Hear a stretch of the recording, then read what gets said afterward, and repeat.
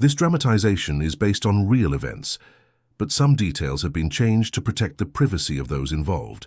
The purpose is educational, showing how seemingly minor conflicts can escalate when dialogue and understanding are abandoned. In the maze of narrow streets that formed San Francisco's Chinatown in 1983, stories lived and died in whispered Cantonese behind steamed windows and beneath the weight of survival. This was a world where recent immigrants carved out existence one day at a time, where cultural silence met urban isolation, and where the American dream often collided with harsh realities that no one back home could understand. The Golden Prosperity Bakery sat on a corner of Grant Avenue, unremarkable among dozens of similar establishments. Its windows displayed the same red-lettered signs promising fresh pastries, the same jade plants struggling in dim light, the same photographs of dim sum that had yellowed with age and hope deferred. Behind its counter stood Mr. and Mrs. Chen, two souls who had crossed an ocean carrying dreams that now felt as stale as yesterday's mooncakes. What happened in those final days of autumn 1983 would become a case that investigators would discuss in hushed tones for decades, not because of its brutality, but because of its quiet desperation. It was a story of how ordinary people, pushed beyond their breaking point, could cross lines that seemed impossible to imagine. More than anything, it revealed how a community's silence born from generations of mistrust and self-protection could become complicit in tragedies that might have been prevented. This is that story, told through the lens of those who lived it, investigated it, and were forever changed by it. Before we begin, we'd like to ask you to tell us your name and the city you're watching from. We love getting to know our audience. Also, please don't forget to give this video a like, share it with others, and subscribe to our channel. That way we can keep bringing you more stories like this one. Mrs. Chen's hands moved mechanically through the morning ritual of arranging pastries in the display case, each movement precise, despite the tremor that had developed over the past month. The egg tarts, once golden and proud, now carried a slight grayish tint that she hoped customers wouldn't notice in the dim fluorescent lighting. Behind her, the persistent drip from the ceiling had created a rust stain that spread like spilled tea across the white tiles. "Another complaint yesterday," Mr. Chen announced in Cantonese, his voice carrying the weight of accumulated defeats. He stood behind the cash register, counting and recounting the same $23 that represented their previous day's earnings. Mrs. Wong from Stockton Street said the char siu bao was hard as rocks. Mrs. Chen didn't look up from the pastries. At 52, she had learned that some conversations were better absorbed through silence than acknowledged with words. The bakery's ancient ovens had been acting up for weeks, heating unevenly, and creating the very problems their customers complained about. But repairs cost money they didn't have, and replacing equipment was a fantasy reserved for people who hadn't spent their life savings on immigration lawyers and rent deposits. The bell above the door chimed with a sound that had once meant possibility, but now felt like an alarm. Mr. Peterson, a regular customer who worked at the financial district and stopped by every Tuesday for his weekly supply of almond cookies, entered with the purposeful stride of someone carrying a grievance. "I need to speak with you about last week's purchase," Peterson began, his voice carrying the particular tone that Americans used when they believed their dissatisfaction deserved immediate attention. He placed a white bakery box on the counter with more force than necessary. "These cookies were completely stale. I couldn't serve them to my colleagues.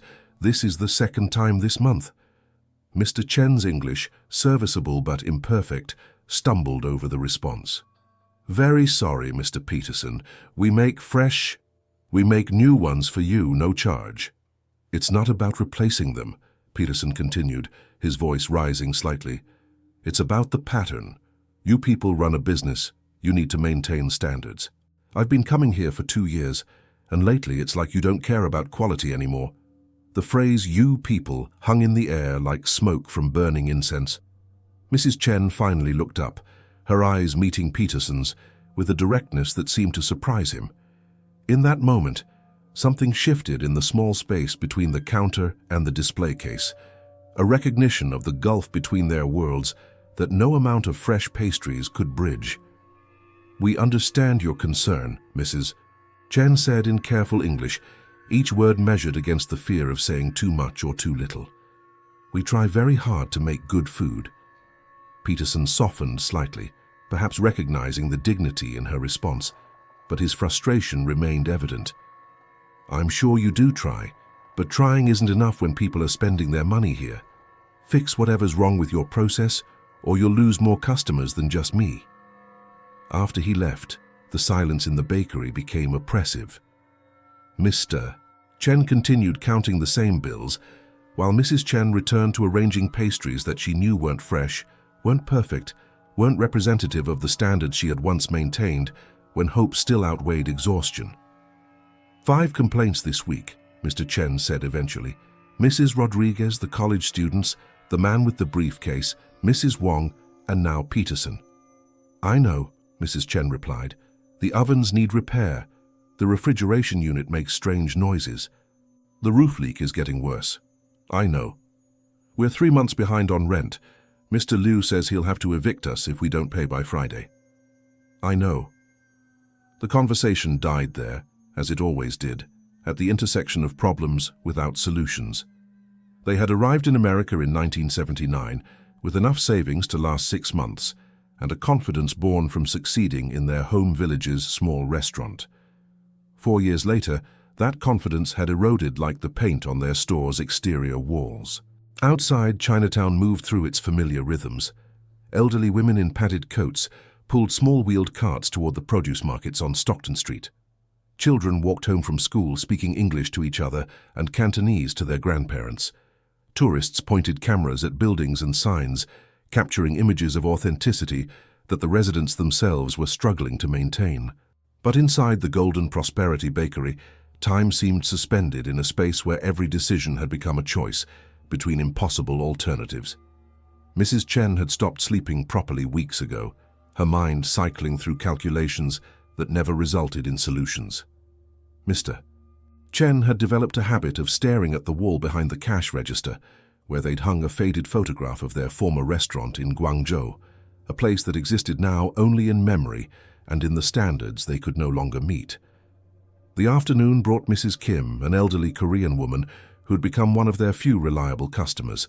She spoke to them in a mixture of broken English and gestures, ordering the same 2 custard tarts every Tuesday and Thursday. Today, however, she bit into her first tart, paused and looked up with disappointment that needed no translation. "Not good today," she said gently, placing the tart back in its wrapper. "Maybe tomorrow better." This kindness somehow felt worse than Peterson's direct criticism. Mrs. Kim understood struggle in a way that connected across cultural lines, and her gentle disappointment carried the weight of sympathy that the Chens couldn't afford to accept. After she left, taking only 1 tart instead of her usual 2, Mrs. Chen walked to the front window and stared out at Grant Avenue. The street seemed different than when they'd first arrived, more crowded, but somehow less welcoming, more established, but less forgiving of failure. The American dream, she realized, was like their ovens. It worked perfectly for some people, while burning others with its uneven heat. "What if we close early today?" Mr. Chen suggested. "Save on electricity." Mrs. Chen nodded, but neither of them moved toward the door. Closing early felt like giving up, but staying open meant facing more customers with products they couldn't stand behind.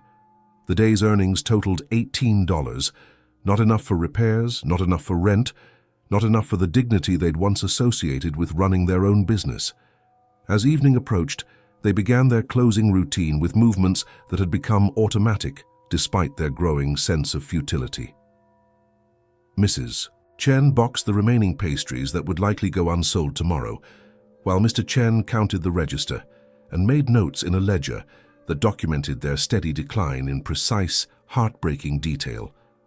The weight of small complaints had accumulated into something larger than disappointment. It had become a crisis of identity that threatened everything they'd sacrificed to build in America. And in the silence that filled their small bakery each evening, something darker than despair was beginning to take shape. The 3rd complaint of the week arrived on a Thursday morning, wrapped in the polite fury that only long-time customers could muster. Mrs. Davidson, a retired teacher who had been buying mooncakes from Golden Prosperity for her book club meetings, stood at the counter, holding a box like evidence in a trial she was determined to win. "I've been patient," she began, her voice carrying the particular authority of someone accustomed to correcting mistakes. "I've made excuses. I've told myself that small businesses go through rough patches. But this is unacceptable." She opened the box to reveal mooncakes with surfaces cracked like drought-stricken earth, their golden sheen replaced by an ashen pallor that spoke of ovens running too hot and timing gone wrong. Mrs. Chen watched the demonstration with the stillness of someone who had learned that movement during criticism only made things worse. Behind her, she could hear Mr. Chen's breathing become shallow, a sound she'd grown to recognize as the prelude to one of his increasingly frequent episodes of chest pain. "I understand your disappointment," Mrs. Chen said, the English words feeling foreign in her mouth despite 4 years of practice. "We will make this right for you." "How?" Mrs. Davidson's question cut through the bakery's stale air. "How will you make this right? This is the 3rd time, Mrs. Chen. 3 times I've brought substandard products to my book club, and 3 times I've had to apologize for your bakery. My friends are starting to think I don't know quality when I see it." The accusation hung between them like incense smoke, heavy and inescapable. Mrs. Chen understood that this wasn't really about mooncakes or book clubs.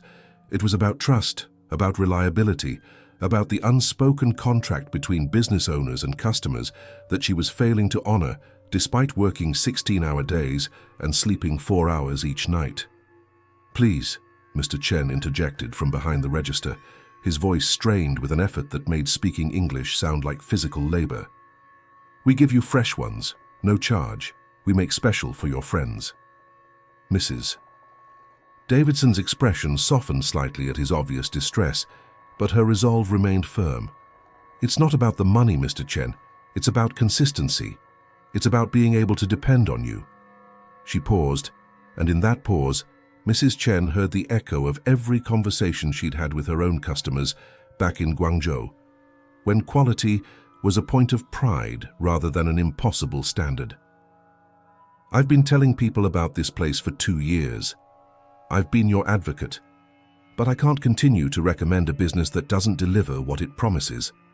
After Mrs. Davidson left with a full refund and no replacement pastries, the bakery fell into a silence that felt different from the usual quiet of slow business. This was the silence of accumulated failure, of dreams being systematically dismantled by circumstances beyond their control. Mr. Chen closed the cash register drawer with unnecessary force. "She's right," he said in Cantonese, the familiar language providing a small comfort in an environment where even their words felt inadequate. "We can't deliver what we promise because we can't afford to maintain our equipment. We can't afford quality ingredients. We can't afford anything that would make us competitive."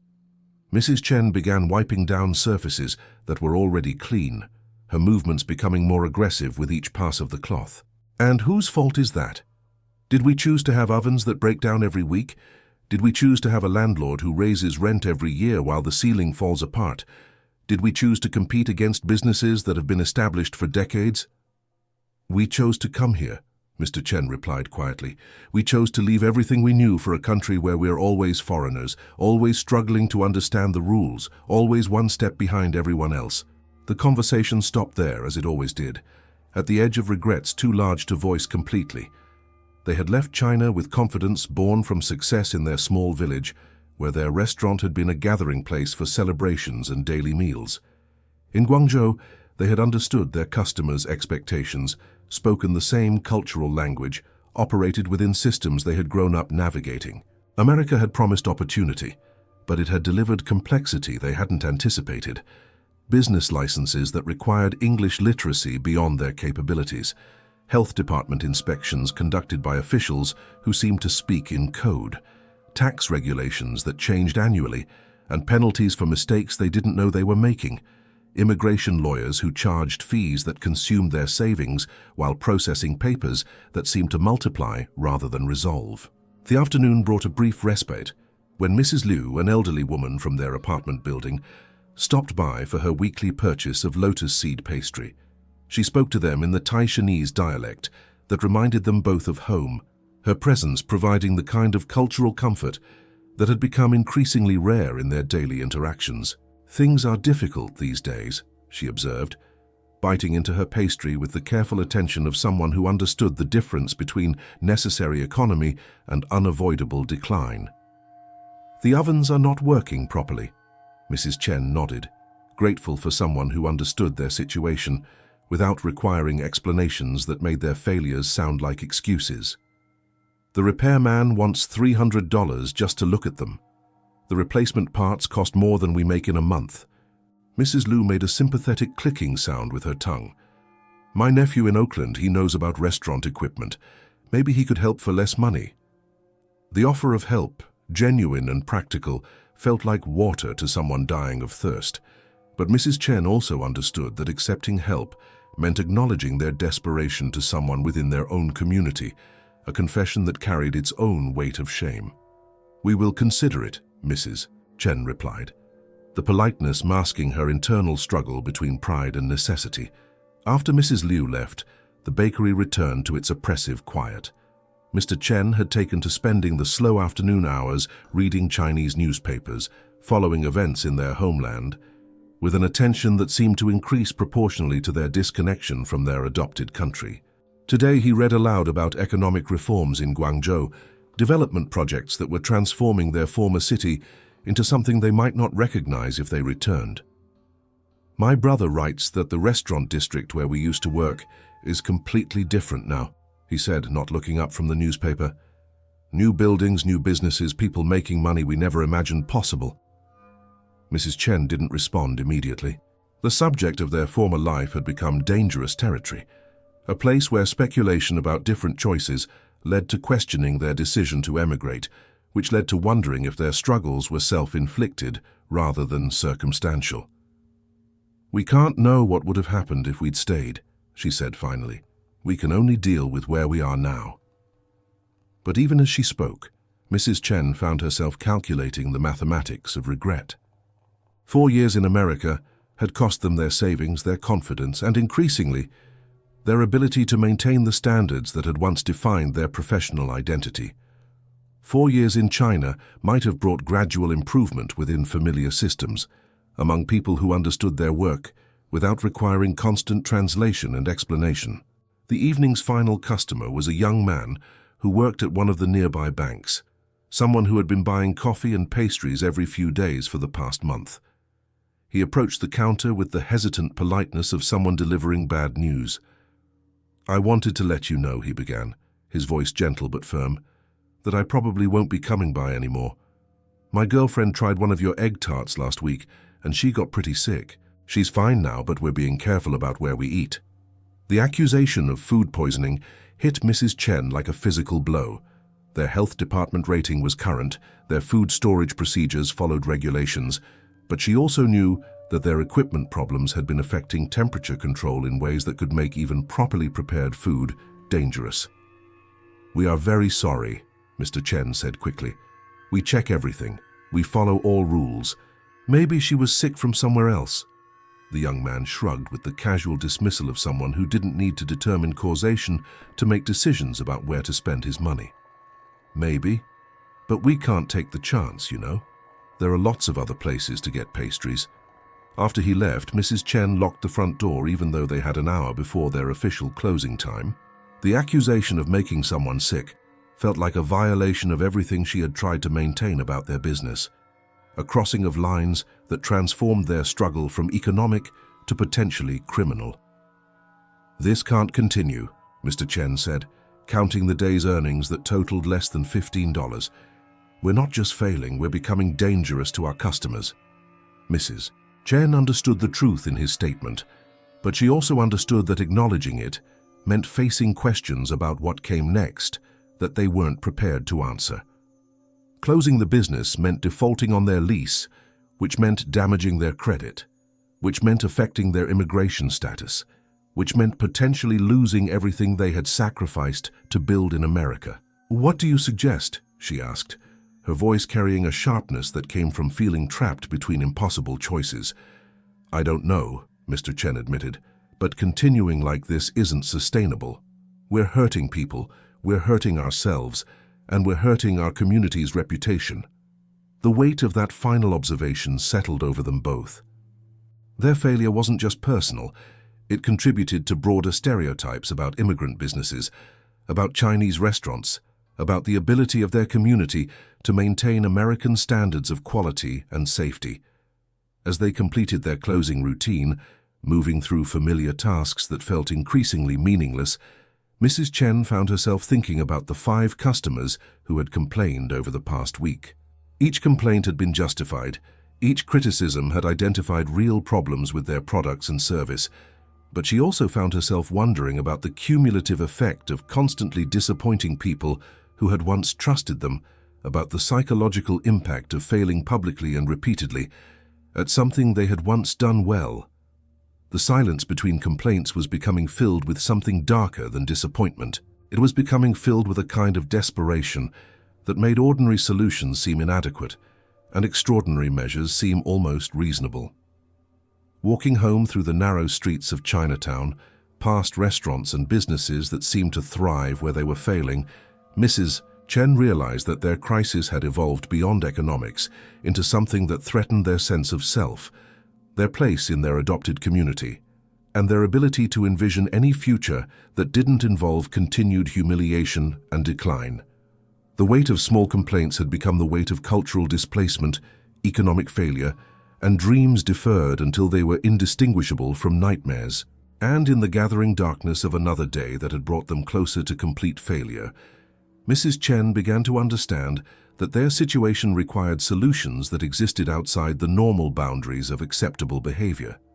Something would have to change, something drastic, something that would make the complaints stop one way or another. The morning of October 15, 1983, began with the sound that had haunted Mrs. Chen's dreams for weeks, the irregular clicking of their main oven struggling to maintain temperature. She stood in the pre-dawn darkness of the bakery, watching the temperature gauge fluctuate between settings that would either burn their products or leave them dangerously undercooked. The choice between ruining food and potentially poisoning customers had become the defining dilemma of every business day. Mr. Chen emerged from the storage room carrying a box of ingredients that represented their final investment in maintaining operations. The flour was a cheaper grade than they had used in their successful days. The eggs came from a supplier who offered prices that seemed too good to be reliable, and the butter had developed an off-taste that they hoped customers wouldn't detect beneath stronger flavors. "Mrs. Patterson called last night," he announced, his voice carrying the hollow quality that had become habitual when delivering bad news. "She wants to cancel her standing order for the office parties. Says her boss received complaints about the last batch of pastries making people feel sick. The cancellation represented more than lost revenue. Mrs. Patterson's corporate account had been their most reliable source of income, providing enough weekly sales to cover basic utilities and a portion of their rent. Without that steady income, their already precarious financial situation became mathematically impossible to sustain." Mrs. Chen didn't respond immediately. She had spent the previous evening sitting at their kitchen table, writing and rewriting numbers in columns that never added up to survival. Their debt had accumulated beyond the point where small improvements could make meaningful differences. The ovens needed replacement, not repair. The refrigeration system was failing gradually, creating temperature fluctuations that compromised food safety. The roof leak had expanded to threaten their electrical systems. Even if they could somehow address one problem, the others would continue to undermine any progress they might make. "How many complaints this week?" she asked, though she already knew the answer. 7 confirmed, possibly more. Mr. Rodriguez said 3 people in his family got stomach problems after eating our dim sum. The college students who bought pastries on Tuesday posted something negative on that bulletin board near the campus. Mrs. Kim stopped coming entirely. Her daughter told Mrs. Wong that she's worried about food quality. The litany of failures felt like reading an obituary for their American dream. Each complaint represented not just lost business, but damaged reputation within their small community, where word of mouth could destroy a business with devastating efficiency. The first customer of the day was Detective Martinez, a plainclothes police officer who had been stopping by irregularly for coffee and conversation. His presence always created a particular tension in the bakery, not because they feared legal trouble, but because he represented the authority structures they still struggled to understand and navigate successfully. "Morning, folks," he said, his English carrying the casual friendliness that marked him as someone comfortable in diverse neighborhoods. "How's business treating you?" The question, meant as polite conversation, forced Mrs. Chen to choose between honesty that might invite unwanted scrutiny and deception that felt increasingly difficult to maintain. "Business is challenging these days," she replied carefully. Detective Martinez ordered his usual coffee and a pastry that Mrs. Chen selected from the batch she considered least problematic. As he bit into the custard tart, she watched his expression for signs of the disappointment that had become predictable in customer reactions. "Tastes fine to me," he said, though Mrs. Chen noticed he didn't finish the pastry completely. "You folks seem stressed lately. Everything okay with permits, health inspections, all that bureaucratic stuff?" The inquiry felt simultaneously threatening and offering help, creating the kind of ambiguity that had characterized many of their interactions with American authorities. Mrs. Chen understood that Detective Martinez was probably trying to be helpful, but she also knew that admitting problems might lead to investigations they couldn't afford to invite. "Everything is in order," Mr. Chen replied quickly. "We follow all regulations, maintain all licenses.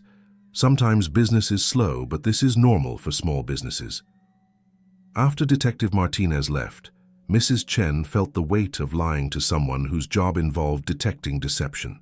The interaction highlighted how their struggle had forced them into patterns of concealment that went against their fundamental values of honesty and transparency. The morning brought a steady stream of customers whose reactions ranged from polite disappointment to vocal dissatisfaction. Mrs. Chen found herself watching each person's face as they tasted their purchases, studying expressions for signs of the criticism she had learned to anticipate. The hypervigilance was exhausting, but it had become necessary as their product quality continued to decline, despite their increasingly desperate efforts to maintain standards. At noon, Mr. Liu, their landlord, arrived unannounced with the purposeful stride of someone delivering ultimatums. He spoke in rapid Cantonese, his words carrying the authority of legal documentation and the finality of decisions already made. 3 months behind on rent, he announced, without preliminary conversation. Health Department received anonymous complaints about this establishment. City Inspector wants to examine the premises next week. You have until Friday to bring payments current, or I begin eviction proceedings. The confluence of financial and regulatory pressure created a crisis that transcended their previous struggles. An official inspection while their equipment was malfunctioning could result in closure orders that would end their business permanently. But bringing their rent payments current required money they simply didn't possess. "We need more time," Mrs. Chen pleaded. 2 weeks, maybe 3. We have solutions developing." Mr. Liu's expression suggested he had heard similar promises from other failing tenants. "Time doesn't solve equipment problems or health code violations. You need money and repairs, not extensions." After he left, the bakery felt smaller, as though the walls were closing in response to the mounting pressure. Mrs. Chen understood that they were approaching a point where ordinary solutions would no longer be sufficient to address their extraordinary problems. The afternoon brought Mrs. Thompson, a customer they hadn't seen in several weeks, accompanied by her adult daughter who worked as a nurse at San Francisco General Hospital. They approached the counter with the measured caution of people who had come to deliver difficult news rather than make purchases. "We need to talk about what happened to my mother-in-law," Mrs. Thompson's daughter began, her medical training evident in the precise way she described symptoms and timelines. "She ate pastries from here last month and ended up in the emergency room with severe food poisoning. She's elderly and it nearly killed her. The accusation of nearly causing someone's death felt like crossing a threshold from business failure into potential criminal liability." Mrs. Chen's hands began shaking as she tried to formulate a response that acknowledged their concern without admitting fault. "We are very sorry to hear about her illness," Mr. Chen said carefully. "We follow all health procedures, but we understand your concern." "Following procedures isn't enough if your equipment is compromised," the daughter replied.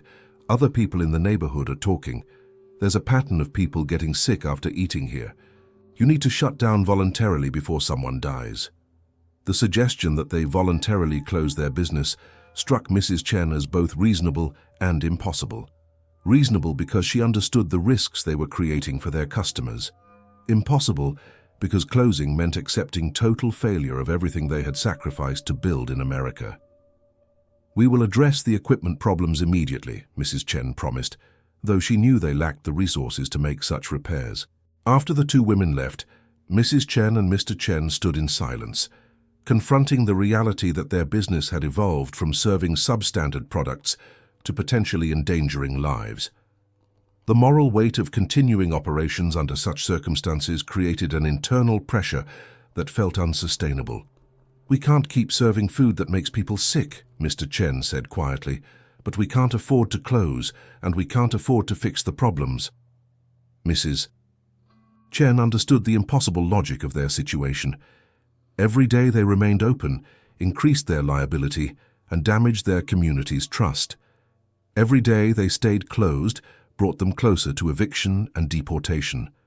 The choice between immediate moral failure and long-term survival had become the framework within which all their decisions were made. The late afternoon brought an unexpected visitor, Mr. I. Peterson, the financial district worker who had complained about stale cookies the previous week. But today he wasn't alone.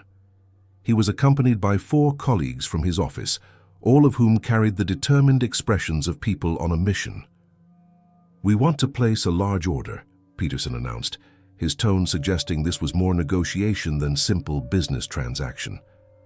24 assorted pastries for our department meeting tomorrow, but we need guarantees about freshness and quality. The opportunity for significant sales created a moment of hope that was immediately complicated by Mrs. Chen's understanding of their current capabilities. A large order would stress their failing equipment and potentially create multiple cases of food poisoning if something went wrong. "We would be happy to fulfill your order," Mrs. Chen replied carefully. "When do you need delivery?" "Tomorrow morning, 10 o'clock sharp," one of Peterson's colleagues interjected. "And if there are any problems at all, we'll be filing complaints with the Health Department, the Better Business Bureau, and anyone else who regulates restaurants." The threat, delivered matter-of-factly, transformed a potential sale into a test that Mrs. Chen knew they were likely to fail. But refusing the order meant admitting their incompetence to customers who might spread that information throughout the financial district, destroying any remaining credibility they possessed. "We will have your order ready," Mr. Chen promised, his voice carrying a conviction that his circumstances didn't support. After the group left, Mrs. Chen felt the weight of having committed to something she couldn't deliver safely. The large order would require running their unreliable ovens for extended periods, using their questionable ingredients under time pressure that would make careful monitoring difficult. "How are we going to fulfill that order?" she asked, her voice carrying the edge of hysteria that had become increasingly common in their conversations. "I don't know," Mr. Chen admitted, "but refusing would have guaranteed they'd spread negative information about us. This way, we at least have a chance." The logic felt desperate even as he spoke it. They were gambling their remaining credibility on equipment they knew to be unreliable, using ingredients they suspected of causing previous illnesses under deadline pressure that would make safety protocols difficult to maintain. As evening approached, they began preparing for the order that might determine their business's survival or deliver its final blow. Mrs. Chen checked their ingredients repeatedly, trying to identify any items that might be contributing to customer illnesses. Mr. Chen adjusted and readjusted the ovens, attempting to find settings that might produce consistent results. The work continued past their normal closing time, extending into the darkness that had begun to feel symbolic of their entire situation. The order represented 24 individual opportunities to poison someone, 24 chances for their business to be associated with emergency room visits, 24 possibilities for criminal charges related to reckless endangerment. But it also represented enough income to make a partial rent payment, to buy them a few more days before eviction, to maintain the illusion that they might somehow survive their current crisis. At midnight, with half the order completed and their ovens showing increasing signs of malfunction, Mrs. Chen made a decision that felt both inevitable and shocking. She walked to the front door of the bakery and turned the lock, not to secure their business for the night, but to ensure that no one could witness what she was about to propose. "We can't deliver poisoned food to those people," she said, her voice carrying a firmness that surprised them both. "But we also can't afford to fail them completely." Mr. Chen looked up from the oven where he was attempting to repair a broken heating element with electrical tape and hope. "What are you suggesting?" Mrs. Chen felt herself standing at the edge of a decision that would transform her from a struggling business owner into something else entirely. The complaints, the threats, the mounting failures had pushed her beyond the boundaries of conventional solutions. "What if the people who complain about our food couldn't complain anymore?" she asked quietly. The question hung in the air like smoke from their malfunctioning ovens, carrying implications that neither of them was quite ready to acknowledge directly. But in the silence that followed, both of them understood that their crisis had evolved beyond business problems into something that might require solutions existing outside the normal boundaries of acceptable behavior. The accumulation of desperate measures had reached a point where desperation itself was becoming the primary factor in their decision-making process. And in the locked bakery, surrounded by failing equipment and the impossible mathematics of survival, Mrs. Chen began to consider possibilities that would have been unthinkable just weeks earlier. The complaints would stop. One way or another, the complaints would stop. The morning of October 22nd, 1983, dawned with an unusual quietness that seemed to settle over Grant Avenue like fog rolling in from the bay. Detective Martinez noticed it first during his routine patrol through Chinatown, an absence of the normal sounds that marked a neighborhood going about its daily business. The Golden Prosperity Bakery, which had struggled visibly for months, sat dark behind windows that should have been displaying the day's offerings by 7 o'clock.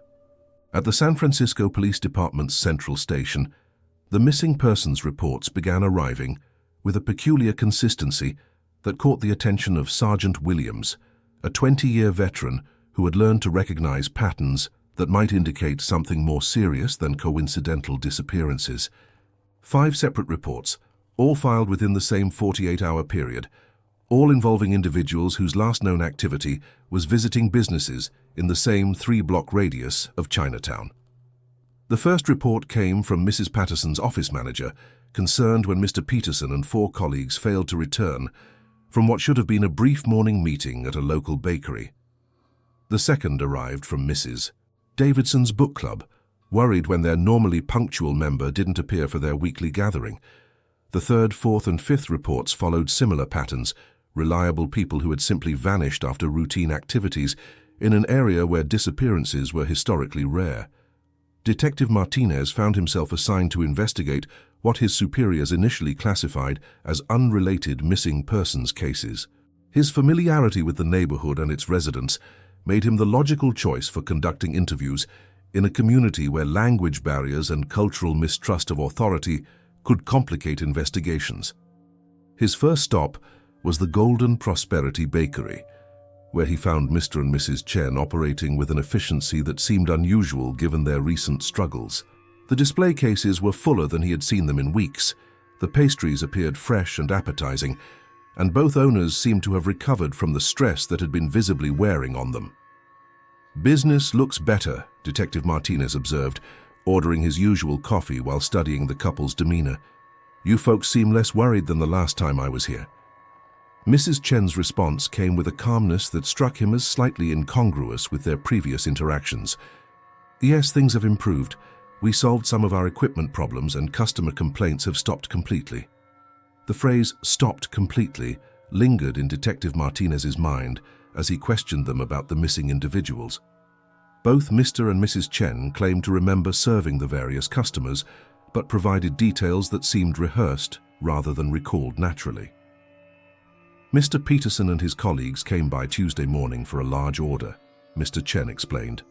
They seemed satisfied with the pastries. They left together, talking about their meeting. "What time did they leave?" Martinez pressed. "Around 10:30, maybe 11, Mrs. Chen replied. They were in good spirits, discussing business matters. The timeline didn't align with other information Martinez had gathered, According to Peterson's office, the men had been expected back by 10:15 for a conference call with clients in New York. Their failure to return or call had prompted immediate concern, leading to the missing persons report filed that afternoon. Martinez's investigation expanded to include interviews with other business owners along Grant Avenue, but the responses he received seemed unusually vague and unhelpful. Mrs. Wong, who ran a grocery store 3 doors down from the bakery, claimed to have seen nothing unusual despite her shop's position, offering clear sightlines to the Golden Prosperity's entrance. "People come and go all day," she said in careful English, avoiding direct eye contact. "I focus on my own customers, my own business." The pattern of selective blindness repeated itself throughout the neighborhood. Residents who were normally observant about street activities seemed to have developed collective amnesia regarding the specific time periods when the missing individuals had last been seen. Mrs. Chang, who operated a flower shop across the street and whose elevated position provided clear views of the entire block, proved equally unhelpful. When Martinez questioned her about unusual activities on the morning of the disappearances, she claimed to have been in the back room arranging inventory, despite her usual practice of monitoring street traffic from her front window. That day was very busy, she insisted, though her sales records showed only 3 transactions before noon. "I wasn't paying attention to other businesses." The coordinated nature of the collective amnesia began to suggest something more than simple reluctance to get involved. Martinez recognized the signs of community-wide concealment from his years working gang investigations in other neighborhoods. When an entire area suddenly developed blind spots around specific incidents, it usually indicated either intimidation or collective agreement to protect someone or something. Dr. Sarah Kim, a forensic psychologist brought in to consult on the case, identified several behavioral indicators that suggested the investigation was encountering organized concealment rather than random lack of information. "In tight-knit immigrant communities," she explained to Martinez during their case review meeting, "there's often a cultural preference for handling problems internally rather than involving outside authorities. If something happened that the community considers shameful or dangerous to acknowledge, they might collectively choose silence to protect themselves."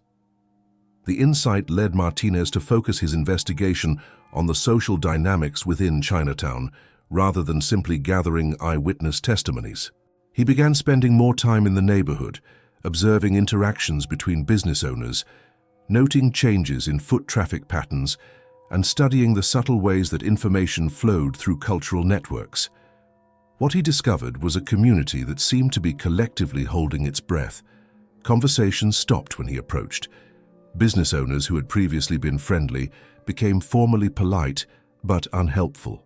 The normal rhythm of neighborhood gossip had been replaced by an unusual discretion that felt orchestrated rather than natural.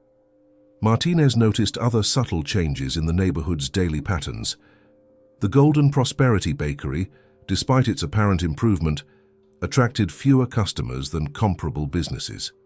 People seemed to cross the street rather than walk directly past its windows. Children who normally played freely throughout the area avoided the block where the bakery was located, though when questioned, parents couldn't articulate why they had redirected their children's activities. Mrs. Liu, the elderly woman who had been one of the Golden Prosperity Bakery's few loyal customers, provided the first significant break in the case during an interview conducted in her apartment rather than in public view. The request for privacy had come from her, suggesting she had information she couldn't share openly. "Something changed about them," she said in Cantonese, which Martinez had learned during his years working in Chinatown. After all the complaints, after all the problems, suddenly they were different, calmer, like people who had found solutions to impossible problems. "What kind of solutions?" Martinez asked. Mrs. Liu's silence stretched for nearly a minute before she responded.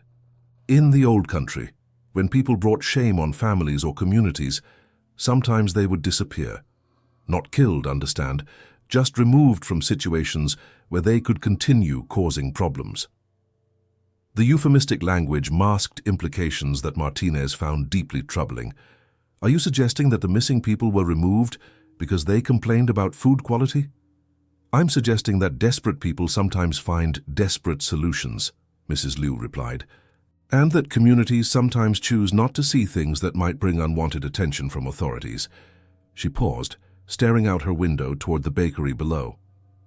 "Mrs. Chen asked me strange questions 2 weeks ago about customer schedules, about who comes to the neighborhood regularly, about how people would react if certain troublemakers simply stopped causing problems."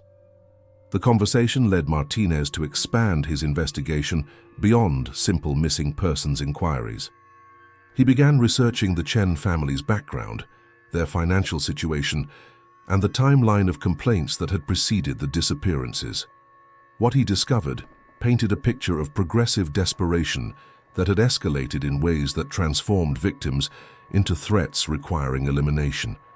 Bank records obtained through court orders revealed that the Golden Prosperity Bakery had been operating at a significant loss for over 6 months.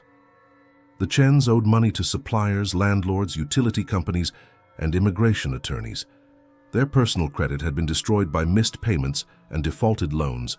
They faced potential deportation if their business failed completely, as their immigration status was tied to their ability to demonstrate economic self-sufficiency. Medical records, accessible through another warrant, showed that both Mr. and Mrs. Chen had been prescribed anxiety medications and sleeping pills, though the prescriptions had been filled irregularly, suggesting they couldn't afford consistent treatment for the psychological pressure they were experiencing. The investigation team expanded to include FBI agents with experience in organized crime and kidnapping cases. Special Agent Rebecca Santos brought expertise in cases where cultural factors complicated traditional law enforcement approaches. "What we're seeing here fits patterns we've observed in other immigrant communities under extreme pressure," she explained during a case briefing. "When legitimate avenues for solving problems seem blocked, some individuals develop alternative logic systems where extreme measures begin to seem rational." Agent Santos had investigated similar cases in other cities where economic desperation had led to criminal behavior that seemed completely out of character for the perpetrators. The key indicator is always the same: a gradual escalation where minor rule-breaking becomes acceptable, then major rule-breaking, until finally actions that would normally be unthinkable begin to seem like necessary survival strategies. Martinez requested a warrant for searching the Golden Prosperity Bakery and the Chen family's apartment above the store. The application detailed the timeline of disappearances, the inconsistent statements provided by the business owners, and the unusual behavior patterns observed throughout the neighborhood. The search, conducted with assistance from the health department and FBI agents experienced in organized crime investigations, revealed evidence that transformed a missing persons case into something far more serious. In the bakery's basement storage area, investigators discovered personal belongings that belonged to 3 of the missing individuals: Peterson's briefcase, Mrs. Davidson's distinctive handbag, and a wallet belonging to one of Peterson's colleagues. The items had been concealed behind bags of flour in an area that showed signs of recent excavation and concrete repair. More disturbing was the discovery of a detailed journal, written in Chinese characters, that documented the Chen family's growing desperation and their systematic planning of what they termed permanent solutions to customer problems.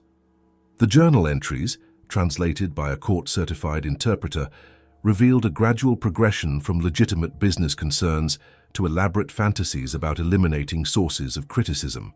The earliest entries, dating back 6 months, focused on normal business concerns: equipment repairs, supplier relationships, customer satisfaction. But as financial pressures mounted, the tone became increasingly hostile toward customers who complained about food quality. An entry from September 15th read, "Mrs. Davidson returned again today, demanding refund for mooncakes. She speaks loudly, making other customers doubt our quality. She cost us money directly through refunds and indirectly by damaging our reputation. People like her are destroying our lives." The progression toward violence became apparent in entries from early October. "Visited Mrs. Davidson's neighborhood today. She lives alone in large house, has book club meetings Tuesday evenings. Neighbors don't pay close attention to her daily routine.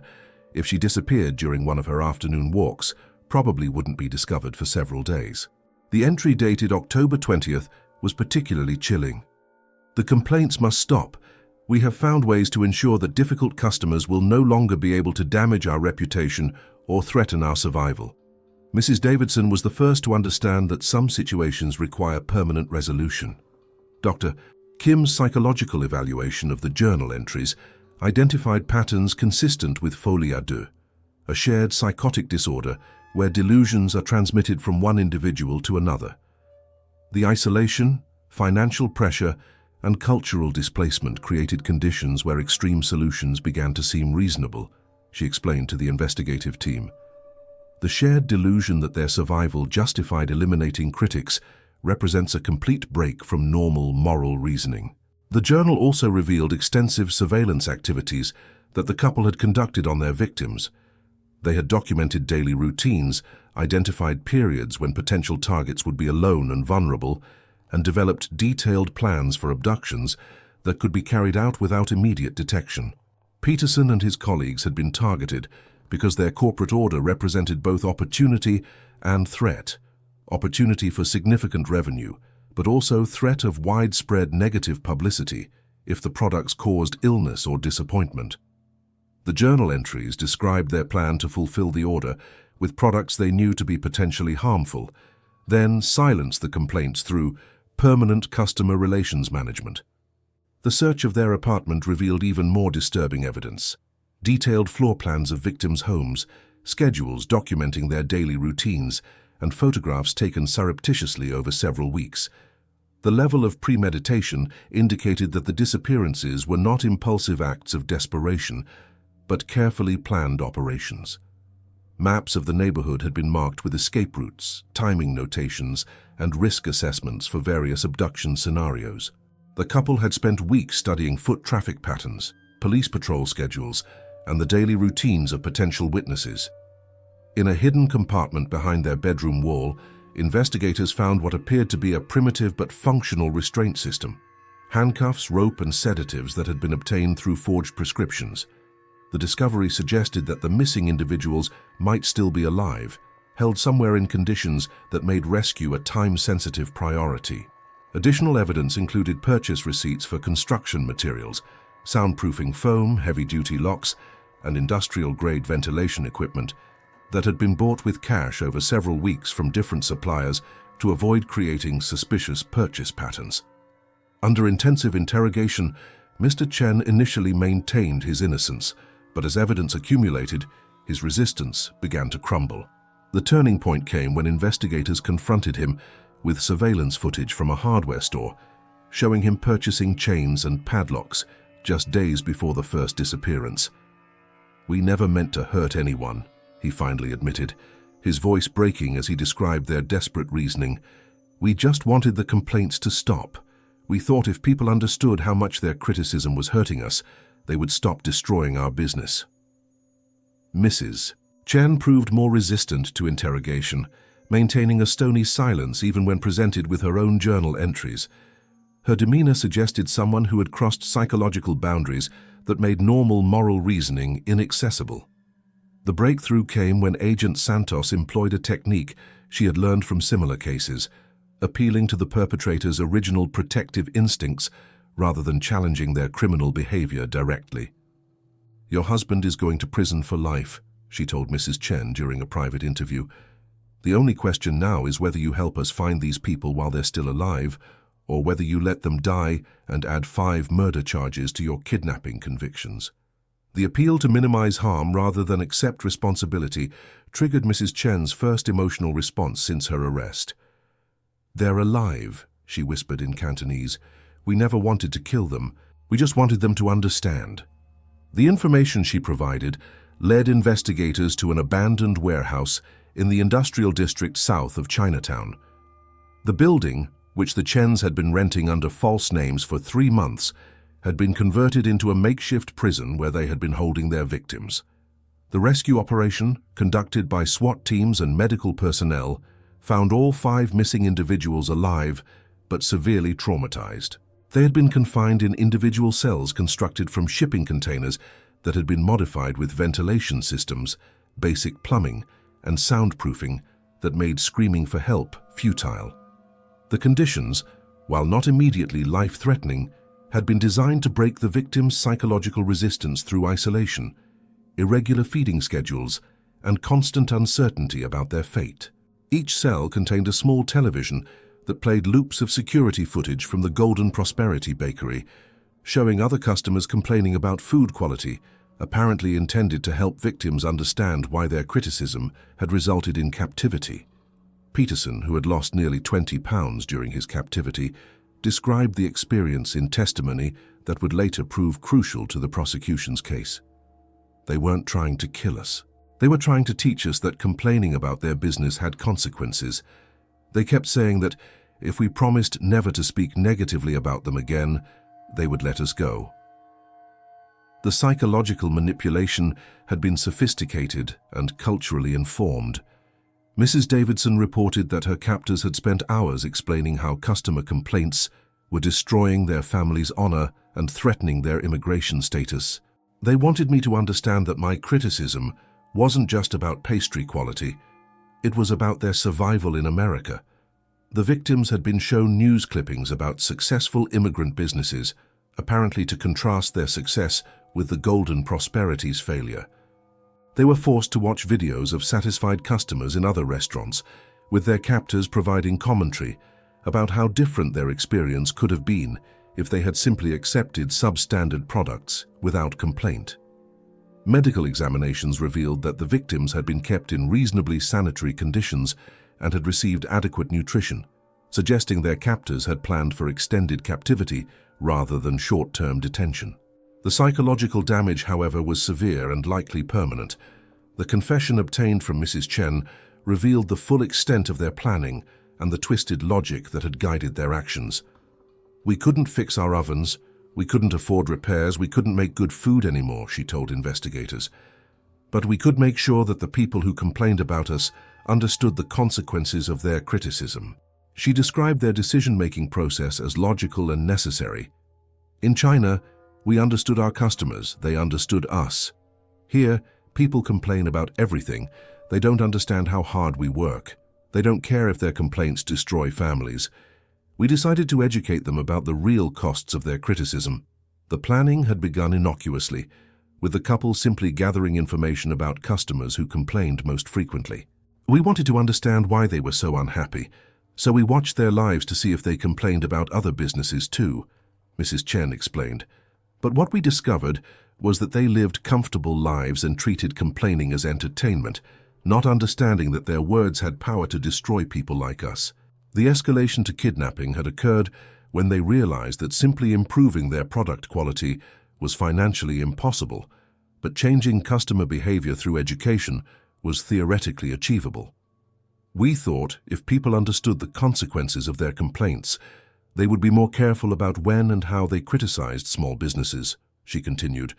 The case exposed broader issues within immigrant communities struggling with economic pressures and cultural isolation.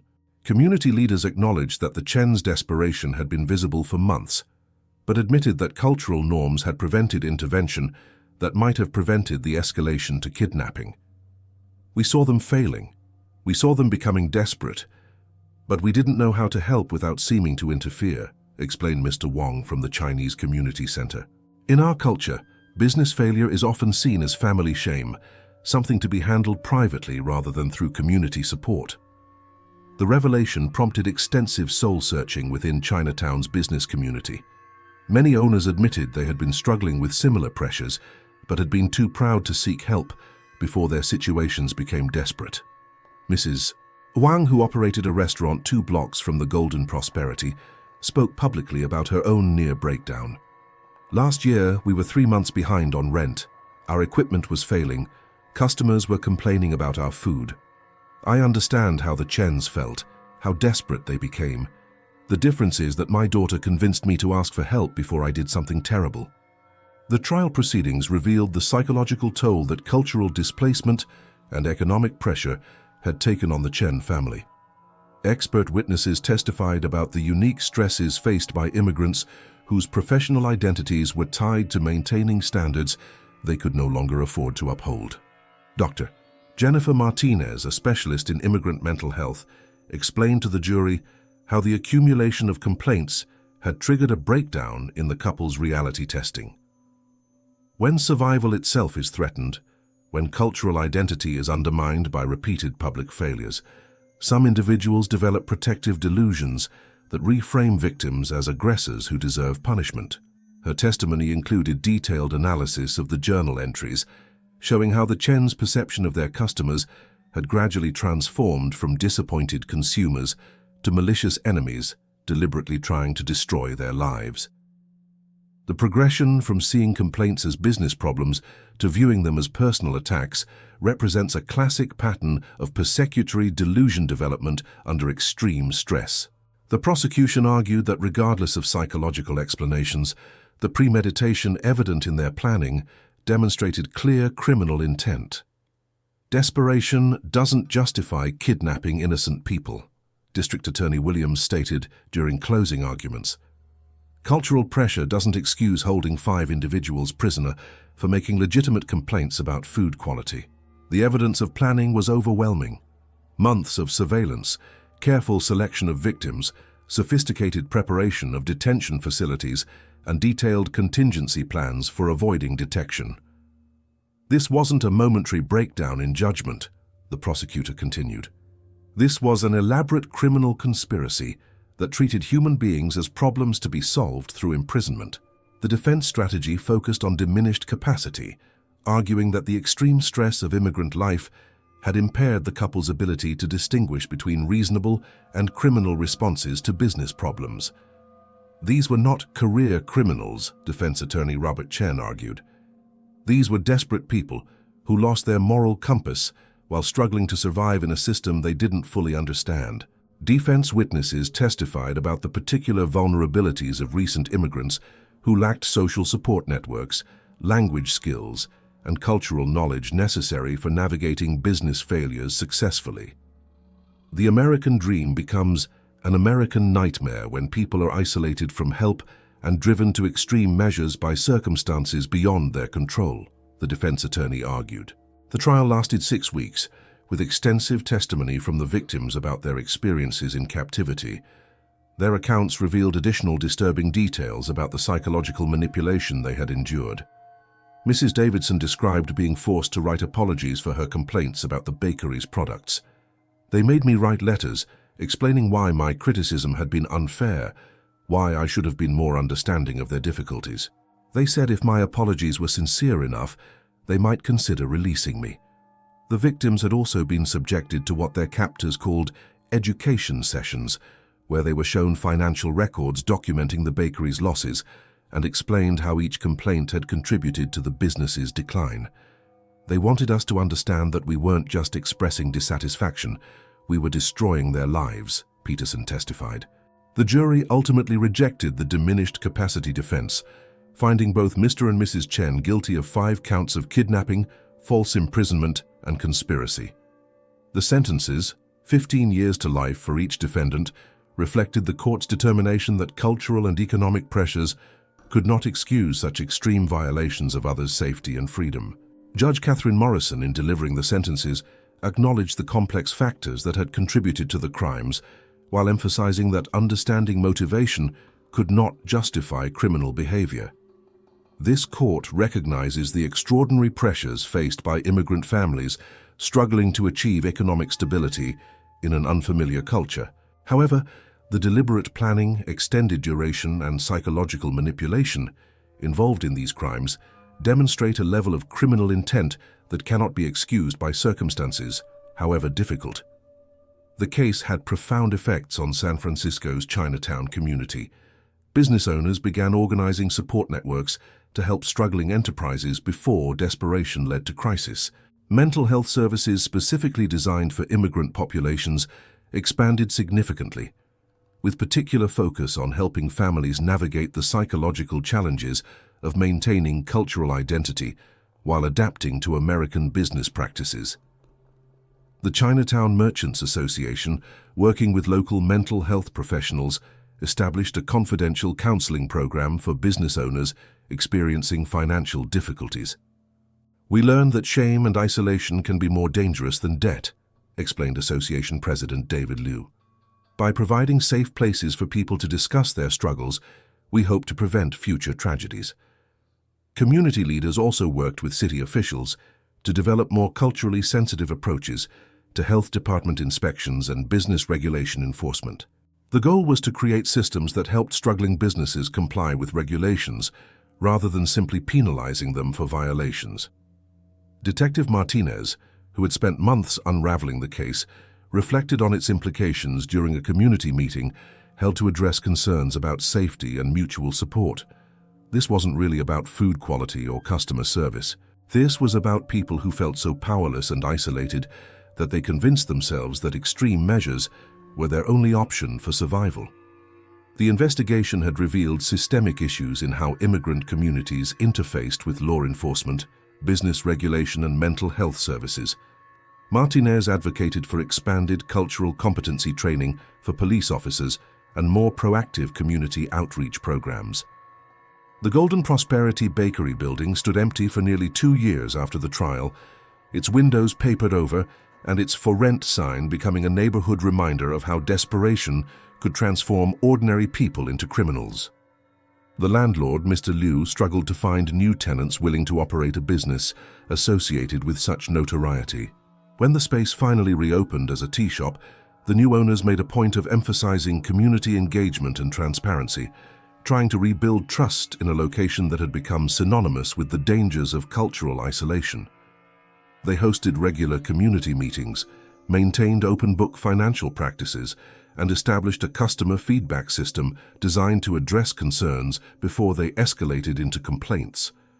The 5 victims struggled with varying degrees of long-term psychological trauma.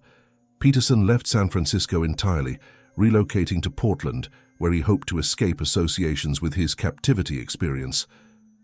"I can't walk through Chinatown without feeling like I'm being watched, like someone might be planning to take me again," he explained in a victim impact statement. Mrs. Davidson required extensive therapy to address anxiety disorders that made normal social interactions difficult. She had been forced to retire from her book club leadership position because group meetings triggered panic attacks related to her captivity experience. The other victims found different ways of coping with the knowledge that their simple complaints about pastry quality had nearly cost them their lives. 2 of Peterson's colleagues transferred to different departments within their company to avoid reminders of their shared traumatic experience.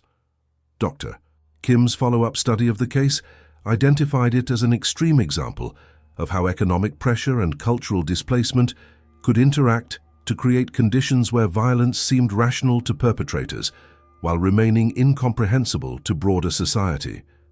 "The Chen family's actions were criminal and inexcusable," she concluded in her published research, "but they also represent a warning about what can happen when communities fail to provide adequate support systems for members struggling with the fundamental challenges of immigration and economic survival."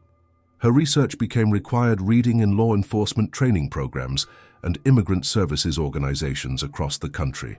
The case study highlighted the importance of early intervention when cultural and economic stresses begin to overwhelm individual coping mechanisms. The case files, eventually released under Freedom of Information Act requests, revealed that the FBI had identified similar patterns of behavior in other immigrant communities across the United States, though none had escalated to the level of multiple kidnappings.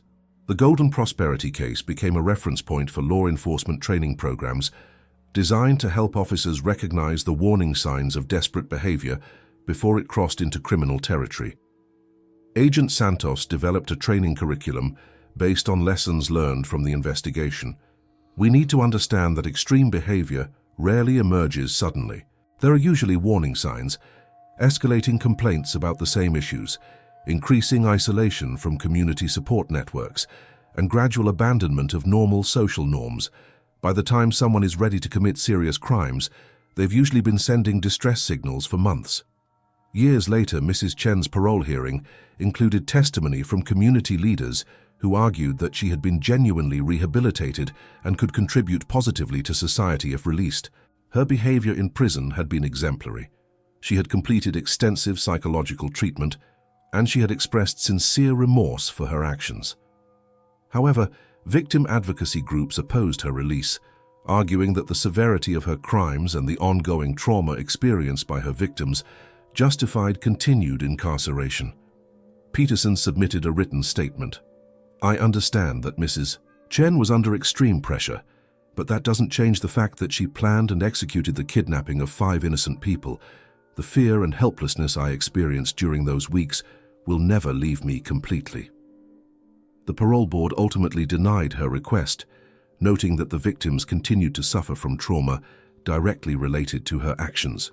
"The court recognizes that the defendant was under extreme pressure," the parole board statement read, "but the premeditated nature of their crimes, the extended duration of their victims' captivity, and the ongoing impact on the survivors' lives demonstrates that public safety requires continued incarceration." Mr. Chen's parole hearing, held 2 years later, resulted in a similar denial. His attorney argued that he had been the less active participant in planning the crimes and deserved consideration for early release, but prosecutors successfully argued that his equal participation in executing the kidnappings made him equally culpable for their consequences. The case remained a touchstone for discussions about immigrant mental health, community support systems, and the warning signs that might indicate when economic desperation was evolving into potential violence. In Chinatown, the story of the Golden Prosperity Bakery became a cautionary tale told quietly among business owners, a reminder that seeking help was preferable to suffering in silence until desperation overwhelmed moral reasoning. Social workers and community organizers used the case as an example of why culturally competent mental health services were essential for immigrant populations. If the Chens had felt comfortable seeking help for their psychological distress, if they had known about resources available to struggling businesses, if they hadn't been so isolated from supportive community networks, this tragedy might have been prevented, explained Dr. Susan Lee, who established a crisis intervention program specifically for immigrant business owners. The program she developed included financial counseling, mental health services, and business mentoring, all provided by staff who spoke multiple languages and understood the cultural factors that made seeking help difficult for recent immigrants. "We learned that preventing crimes like these requires addressing problems long before they reach crisis levels," she noted. The case also influenced immigration policy discussions at the federal level. Advocates argued that the connection between immigration status and business success created additional pressures that could contribute to psychological breakdown among immigrant entrepreneurs. When someone's legal right to remain in the country depends on maintaining a successful business, business failure becomes more than an economic problem. It becomes an existential threat, explained immigration attorney Maria Rodriguez. This additional layer of pressure can push people beyond normal coping mechanisms. 15 years after the crimes, documentary filmmaker James Wong produced a film about the case that explored the broader social issues it had revealed. The Golden Prosperity Bakery kidnappings won several awards for its sensitive treatment of cultural displacement, economic desperation, and community responsibility. The documentary included interviews with surviving family members, community leaders, law enforcement officials, and mental health professionals who had been involved in the case. It avoided sensationalizing the crimes while examining the systemic factors that had contributed to their occurrence. "This wasn't a story about evil people," Wong explained during film festival screenings. "This was a story about good people who were pushed beyond their breaking point by circumstances they couldn't control and problems they didn't know how to solve." The silence that had once protected the Chen family's crimes eventually became the foundation for their prosecution. But more importantly, it became the motivation for building better communication systems within immigrant communities, systems designed to identify and address problems before desperation transformed ordinary people into criminals. In contemporary Chinatown, the lessons learned from the Golden Prosperity case continue to influence how the community responds to struggling businesses and isolated families. Support networks that might have seemed intrusive in 1983 are now welcomed as essential safety nets that protect both potential victims and potential perpetrators. The complaints had indeed stopped completely, but at a cost that no one could have imagined when the first customer criticized a stale pastry on an autumn morning in 1983. The silence that followed taught a community that some forms of quiet were more dangerous than the loudest complaints, and that understanding cultural pride meant knowing when to set it aside in favor of seeking help before help became impossible to accept.